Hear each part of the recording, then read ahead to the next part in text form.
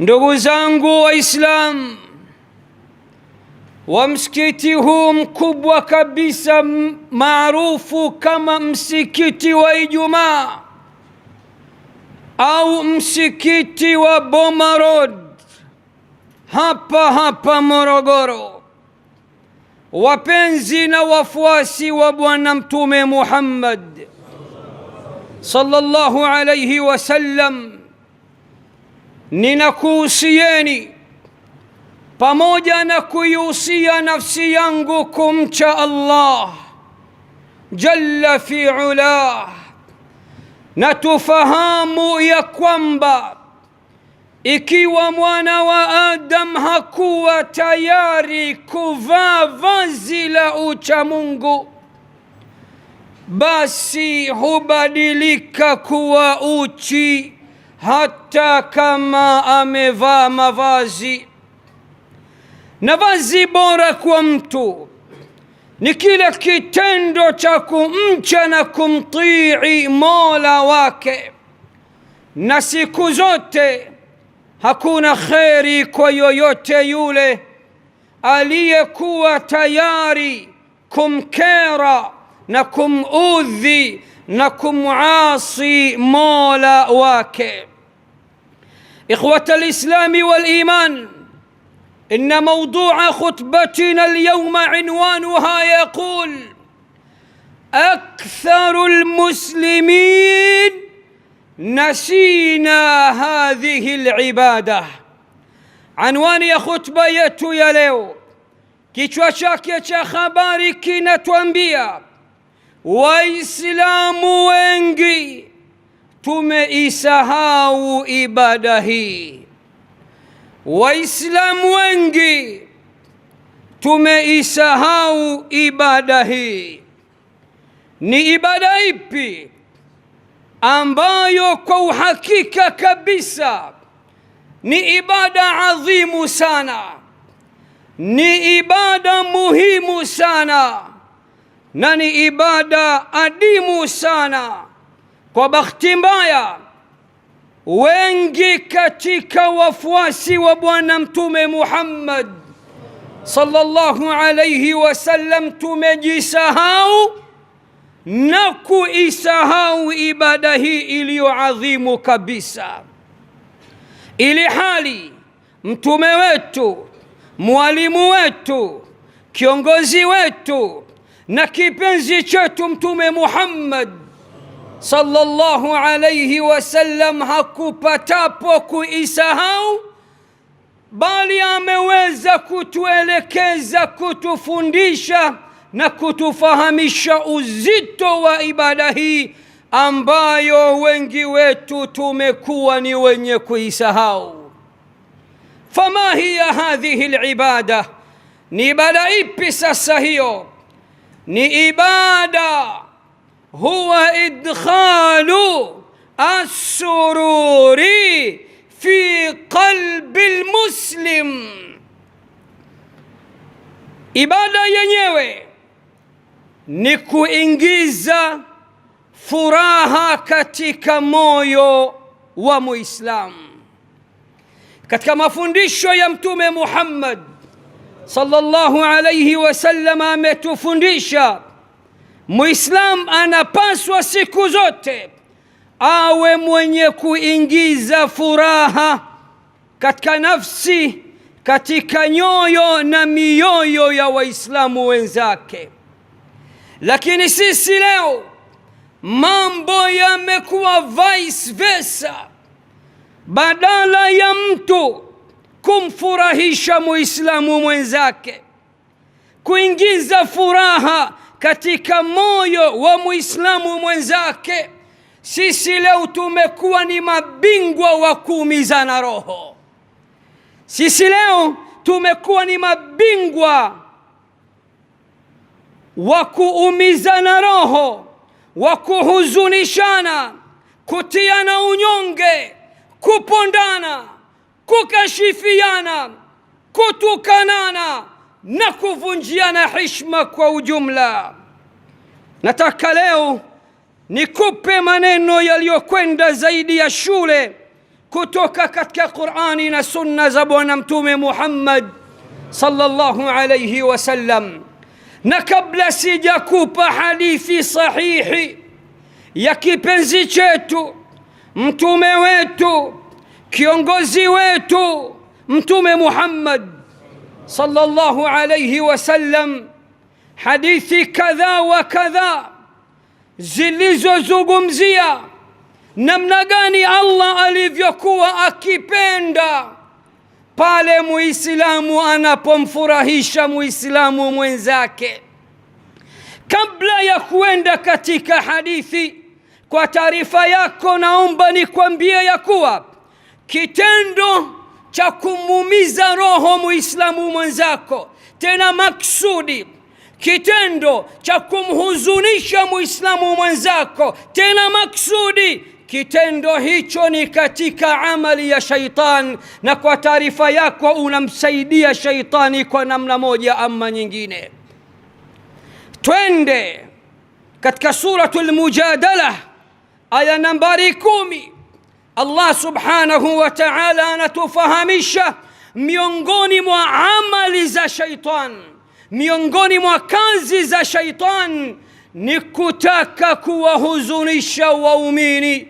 Allah anasema innama najwa minash shaitan, hakika minongono, hakika ya minongono hutokana na shaitan.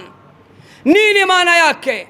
Mko watatu, wawili mnanongona, mwingine anapata huzuni, wananisema nini?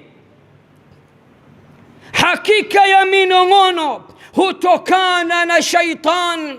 Nini malengo ya shaitan? Nini makusudio ya shaitan? Liyahzuna alladhina amanu, ili apate kuwahuzunisha wale walioamini. Muislam anatakiwa daiman wa abadan afikirie vipi anaweza kuwafurahisha Waislamu wenzake, hata kwa maneno yake. Tunaposema mfurahishe Muislamu mwenzako, hatukusudii siku zote umpe pesa. Alkalimatu tayyibatu sadaqa. Bwana Mtume anasema hata maneno mazuri ni sadaqa. Na akasema tena kullu ma'rufin sadaqa, na kila jambo jema ni sadaqa. Na akasema tena la tahqiranna min al-ma'rufi shay'an walau an talqa akhaka biwajhin taliq. Muislam, usipuuze, usidharau chochote katika mema. Jema hata liwe dogo kama mdudu mchungu, usilidharau. Bwana Mtume anasema jitahidi walau umpokee Muislamu mwenzako kwa uso wenye kusmile. Ikiwa unajulikana aka mzee wa bashasha, wewe unafanya ibada kubwa sana.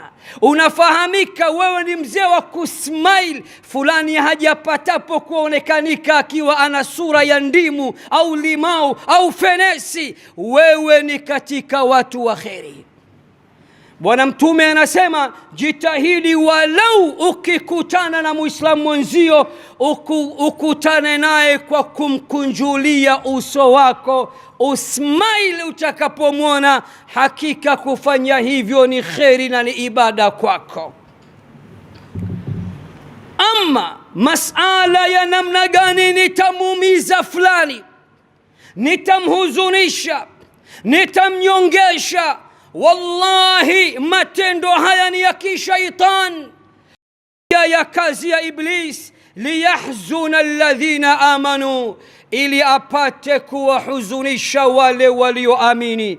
Na wewe leo ukiwa kazi yako, hamu yako, ghamu yako, namna gani nitamhuzunisha fulani, nitamuumiza roho, nitamrusha roho, wewe ni msaidizi wa Iblis, kwani unafanya moja ya kazi kubwa za Iblis.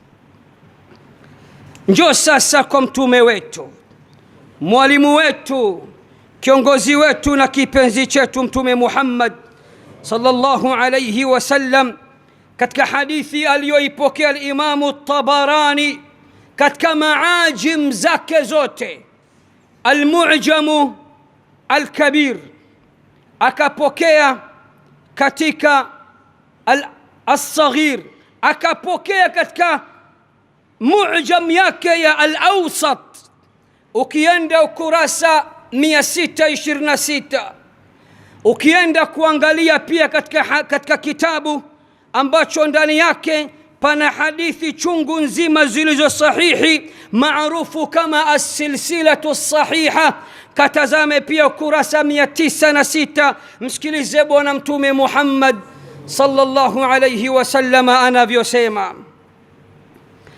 Anasema Mtume Muhammad, ahabbu an-nasi ila Allah anfa'uhum lin-nas. Allah anaowapenda zaidi katika watu ni wale ambao wananufaisha zaidi watu. Ukiona kuna mtu masha Allah hamrejeshi Muislam kwa lolote analompelekea, anafahamika masha Allah hakuna kama yeye, ananufaisha watu, pengine kwa maneno yake, pengine kwa elimu yake, pengine kwa cheo chake, pengine kwa mali yake, ukaya ukifahamu huyo ni kipenzi cha Allah. Ahabbu an-nasi ila Allah anfa'uhum lin-nas, anaowapenda zaidi Allah katika watu ni wale ambao wananufaisha wenzao. Kisha akasema wa ahabbul a'mali ila Allahi azza wa jalla, na amali iliyo amali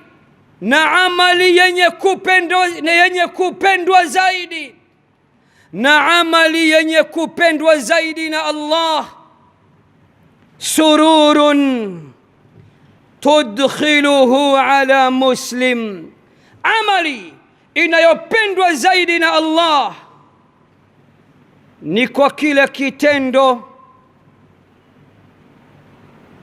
kitendo chako cha kuingiza furaha kwa Muislamu.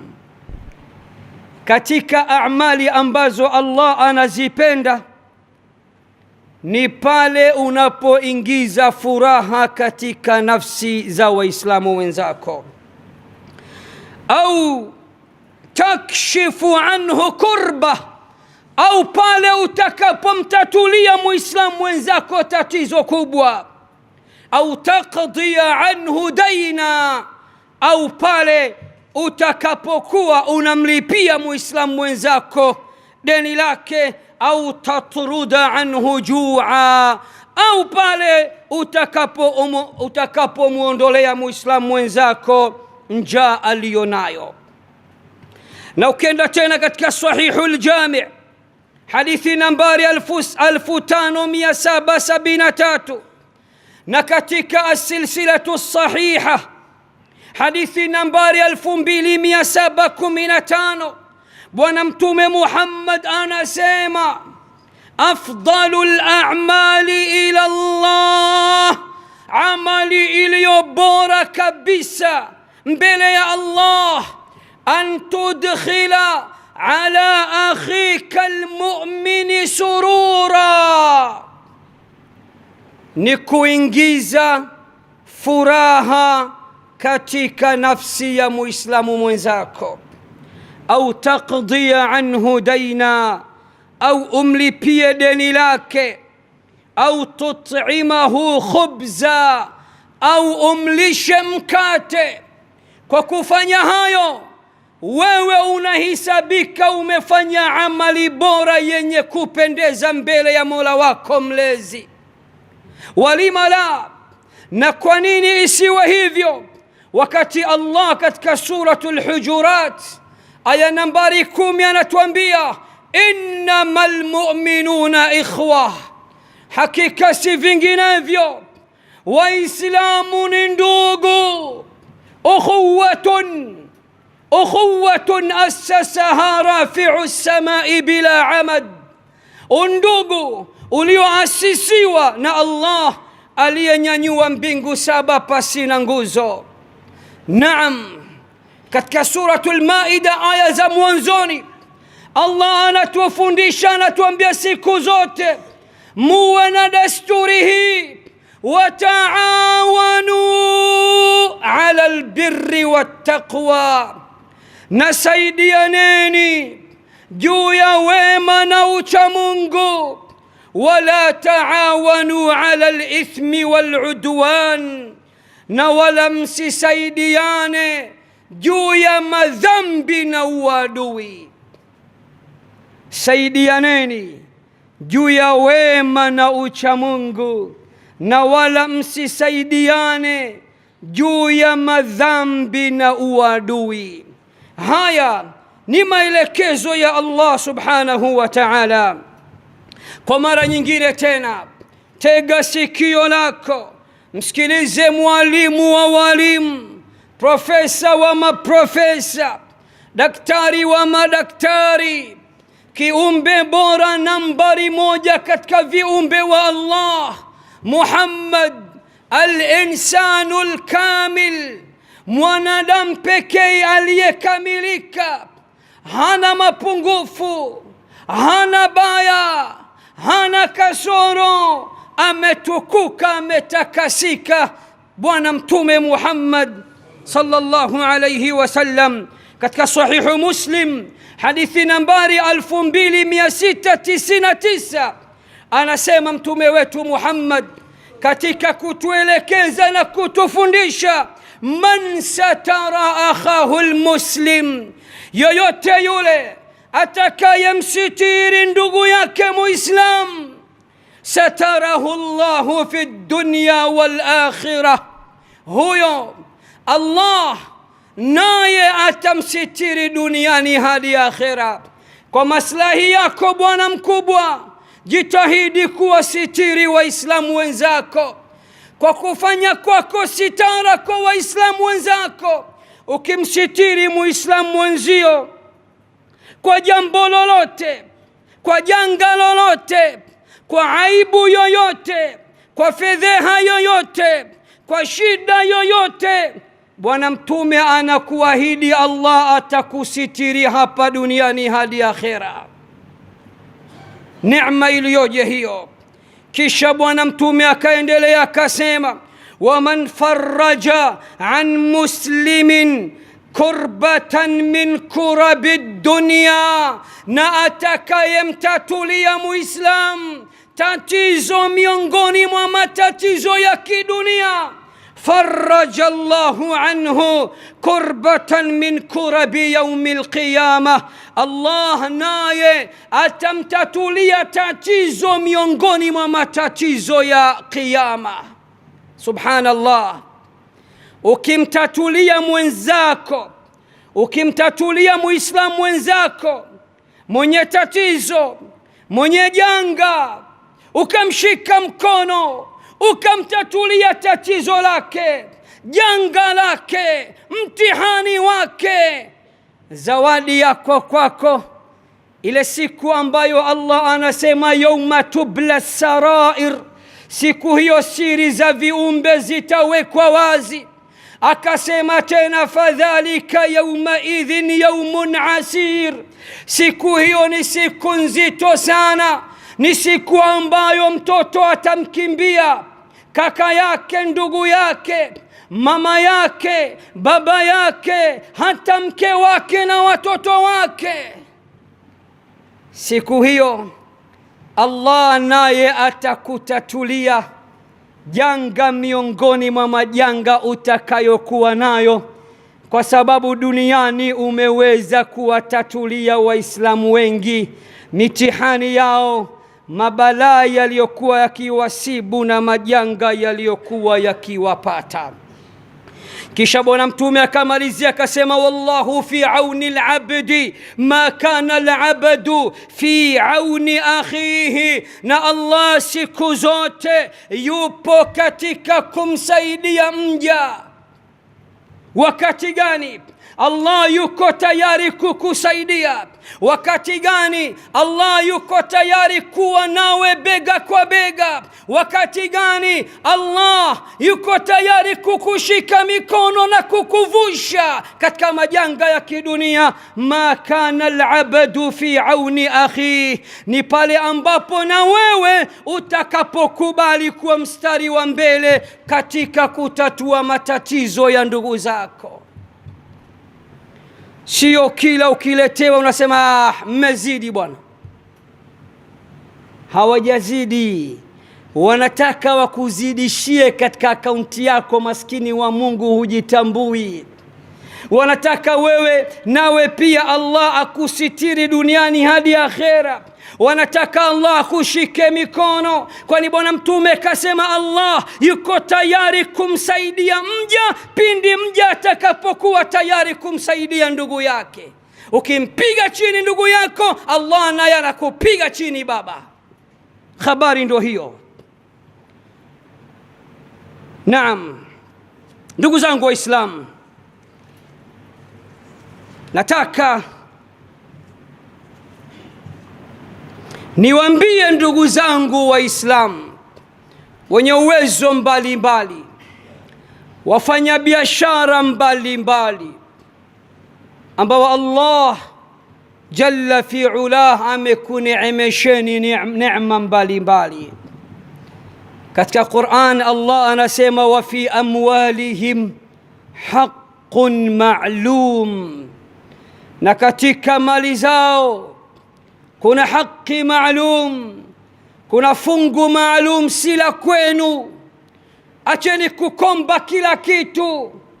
Si kila ulichonacho ni cha kwako. Aliyekupa anakuambia katika nilivyokupa kuna fungu maalum, sila kwako. La nani sasa? Kipi Allah amekisema na kipi kilichokuja ndani ya Qur'ani tukufu?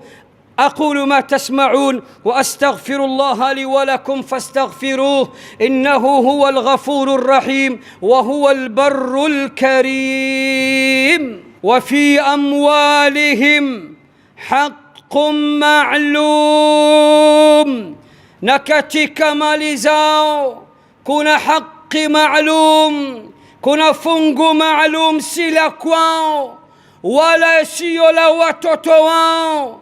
Kumbe ni la nani? Lisaili wal mahrum, ni kwa ajili ya wale waliofikiwa na shida hadi wakaomba, na wale wenye shida lakini wanajizuia kuomba.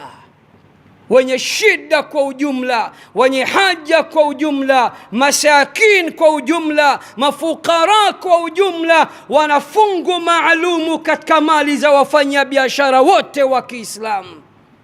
Walidhalika katika sura ya 24 suratu Nur, Allah anasema nini? Anasema wa atuhum mimma lillahi alladhi atakum, na wapeni katika mali ambayo Allah amekupeni. Wapeni katika mali ambayo Allah amekupeni. Sikilizeni sasa wafanya biashara wa Kiislamu, wakati mwingine Allah anakupa kwa malengo maalum. Malengo yapi? Hayo kayasema bwana mtume Muhammad sallallahu alayhi wasallam katika Sahihul Jami' hadithi nambari 2164. Bwana mtume anasema inna lillahi ibadan ikhtassahum binni'ami limanafi'il ibad, hakika ya Allah anawaja maalumu amewachagua na akawapa neema zake mbalimbali,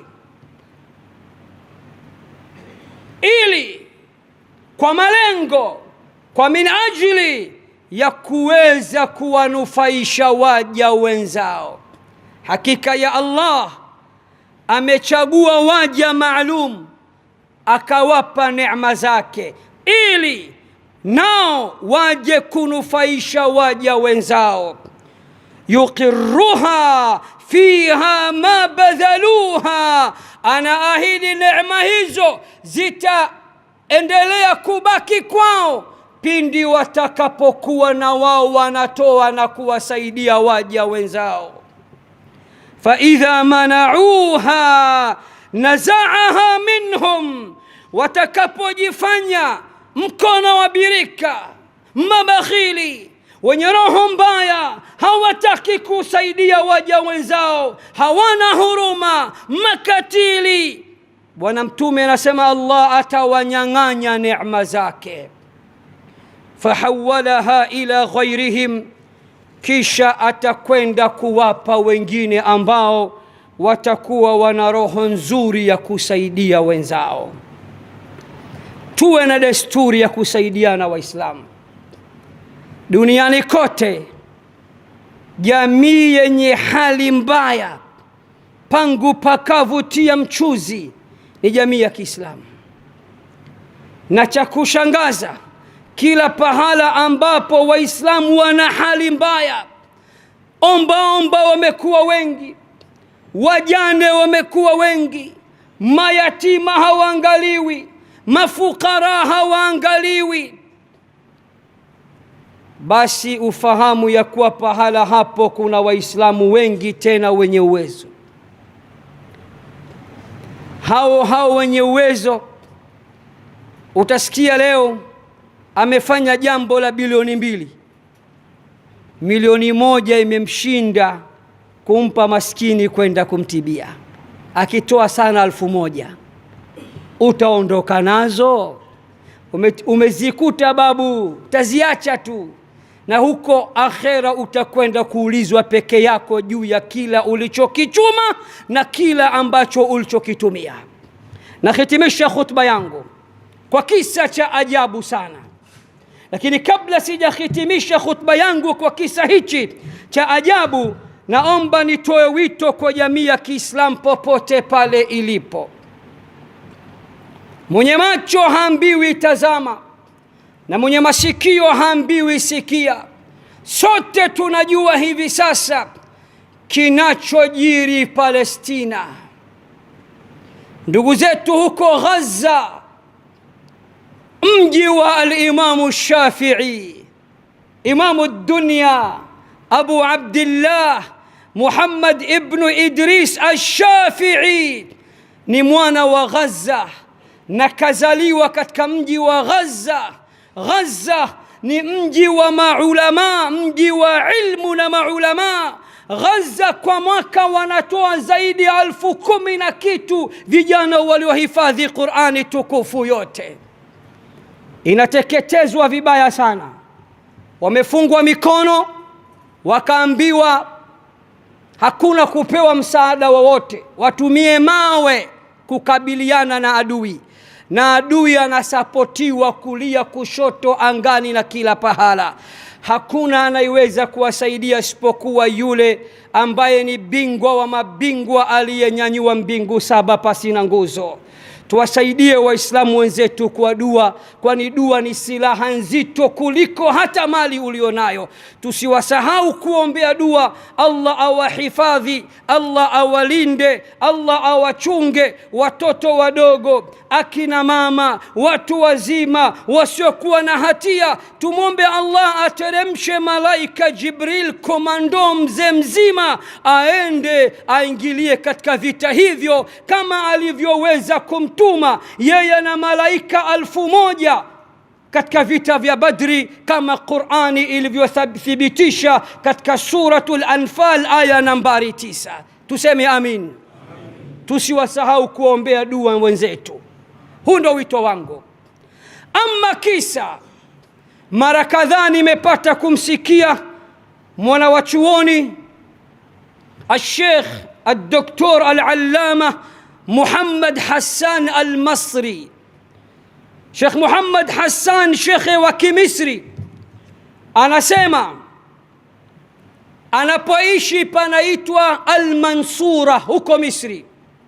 Area anayoishi ambayo huitwa Al-Mansura, jirani yake kuna lecture wa chuo kikuu, mwalimu wa chuo kikuu, msomi yule aliwahi kusafiri akaenda Uingereza, London, kwenda kufanya check up. Alipofanyiwa check up, akaambiwa haraka sana tukufanyia operation wa moyo, kwani moyo wako umekwisha ziba, mirija imeziba. Lecture wa chuo kikuu al-ustadh al-jamii akawaambia, nakuombeni, naomba nirudi nyumbani Misri ili nikaweke mambo yangu sawa, niache wasia kwa watoto wangu, nipange mipango yangu. Siwezi kujua operation wa moyo. Bahati mbaya zaidi mishipa yote imeziba, na mnaniambia kupona ni 5%, 99% ni inna lillahi wa inna ilaihi rajiun. Wakamwacha aje kujipanga, akapanga mambo yake, akapanga kazi zake, akatoa wasia kwa watoto wake, wapendane, washikamane.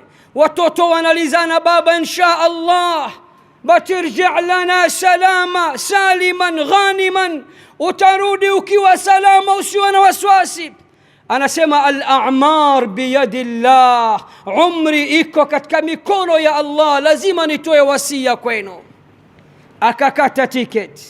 Safari ilipobaki siku 2, siku moja akiwa ana rafiki yake opposite na bucha ya nyama, anapiga story na rafiki yake, niombee dua, inawezekana tusionane tena, siku 2 nimebakisha, nenda London nafanyiwa operation mkubwa wa moyo. Ghafla pale kwenye bucha ya nyama akaona bibi kizee anafanya kituko. Yule jamaa wa bucha akiwa anakata steki, nyama mbovu mbovu, marenda, mifupa, anatupa pembeni. Yule bibi kizee anadaka zile nyama na mifuko na mifupa, anatia katika mfuko wake. Huyu bwana akashindwa kuvumilia, kenda kamfata. Kwa nini wewe mtu mzima unafanya mambo hayo? Una shida gani? Bibi akasema, mimi ni mtu mzima, nina watoto 6 mabinti, tena nina mabinti 6 mayatima, wana miezi 6 hawajawahi kula hata nyama. Nimeona angalau hizi nyama mbovu mbovu ni waokoteni wapelekee. Lecture wa chuo kikuu, msomi kaangusha kilio, akalia sana. Akamwambia, mama yangu, naomba nikuulize, kiasi gani cha nyama kinakutosha kwa wiki? Bibi kizee akasema, nusu kilo inatosha. Akamwambia muuza bucha, na kuomba kuanzia sasa kila wiki aje achukue kilo 2, nipe hisabu. Akampa hesabu ya kilo 2 kwa wiki, mara kwa mwaka. Pesa yote kaitoa hapo kwa hapo, papo hapo katoa kesh. Bibi hakuamini, akaanguka kifudifudi, akanyanyua mikono mbinguni, akamwombea dua hii ifuatayo. Sikiliza dua nzito kabisa aliyoombewa. Anamwambia, zai ma jabarta bi khatirna jabara Allahu khatiraka fi sihatik. Kama ambavyo leo ulivyoijabar khatiri yetu, umetufurahisha mimi na mayatima wangu 6, namwomba Allah akufurahishe kwa afya yako. Bibi kana kwamba anajua huyu bwana baada ya siku 2 anakwenda Ulaya kufanyiwa operation. Kama ulivyonifurahisha mimi ukawafurahisha mabinti zangu 6, namwomba Allah akufurahishe juu ya afya yako. Yule bwana anasema, neno limemtoka kama limeingia ndani ya mwili wangu, nimejikuta nimepata nguvu ya ajabu. sura ikabadilika, mwili ukabadilika. Akaingia nyumbani kwake, anagonga hodi, binti yake anaisoma university. Akashangaa, akamwambia, baba, nashangaa sura yako leo una nguvu sana, una kitu gani, mbona una furaha? Akamhadithia. Binti naye akaanguka analia, akasema, baba yangu, namwomba Allah akufurahishe juu ya afya yako na siha yako kama ulivyomfurahisha bibi kizee pamoja na mabinti zake 6. Safari ikafika, ndugu zangu, akaenda Ulaya. Kama ambavyo ilivyo madaktari bingwa, wakamfanyia tena vipimo, wakamfanyia tena vipimo na check up. Ajabu ya Rahmani, hana tatizo lolote. Madaktari bingwa wameitana mpaka kutoka katika hospitali kubwa kubwa, wakamzunguka, wakasoma resulti zake za awali zinazoonyesha mishipa yote ya moyo imeziba, alafu resulti mpya hana tatizo lolote. Wakamwambia, vua nguo, akavua kifua. Wakamchunguza, mbona hujafanya operation? Tulidhani umefanywa operation nchini kwako Misri na wamezibua mishipa yako ya moyo.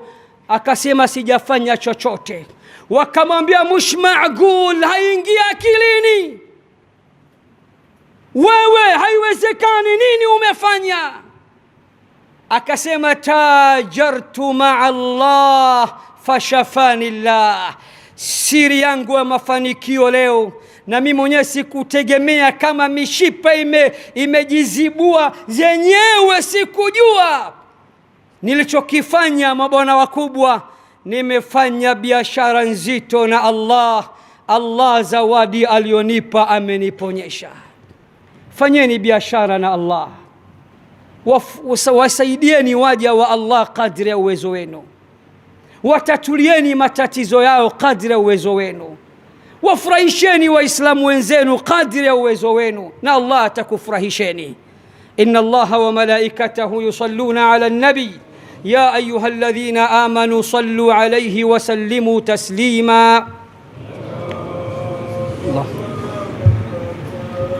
اللهم صل وسلم على سيدنا محمد وعلى آل محمد كما صليت على سيدنا إبراهيم وعلى آل سيدنا إبراهيم، وبارك اللهم على سيدنا محمد وعلى آل سيدنا محمد كما باركت على سيدنا إبراهيم وعلى آل سيدنا إبراهيم في العالمين إنك حميد مجيد. اللهم واغفر وارحم وارضى عن جميع صحابة رسول الله أجمعين، خصوصا منهم أمير المؤمنين سيدنا أبي بكر الصديق، وأمير المؤمنين سيدنا عمر بن الخطاب، وأمير المؤمنين سيدنا عثمان بن عفان، وأمير المؤمنين سيدنا علي بن أبي طالب. وارض الله عن جميع صحابة رسولك أجمعين. اللهم أعز الإسلام والمسلمين، اللهم يسر لنا أمورنا، اللهم يسر لنا أمورنا، اللهم يسر لنا كل عسير، فإن تيسير كل عسير عليك يسير. اللهم سهل لنا مما نريد ونجنا مما نخاف. اللهم كن عونا لإخواننا في فلسطين، اللهم ارحمهم وعافهم واعف عنهم. اللهم احفظهم من كيد الكائدين ومن مكر الماكرين ومن حسد الحاسدين ومن حقد الحاقدين ومن عين العائنين ومن سحر الساحرين ومن شماتة الشامتين برحمتك يا أرحم الراحمين. اللهم جملنا بالعافية والسلامة، اللهم جملنا بالعافية والسلامة، اللهم جملنا بالعافية والسلامة. اللهم إننا نسألك العفو والعافية في الدنيا والآخرة. اللهم إننا نسألك العفو والعافية في ديننا ودنيانا وآخرتنا وأنفسنا وأهلنا وأموالنا وذرياتنا. استر عوراتنا وآمن روعاتنا برحمتك يا أرحم الراحمين. سبحان ربك رب العزة عما يصفون وسلام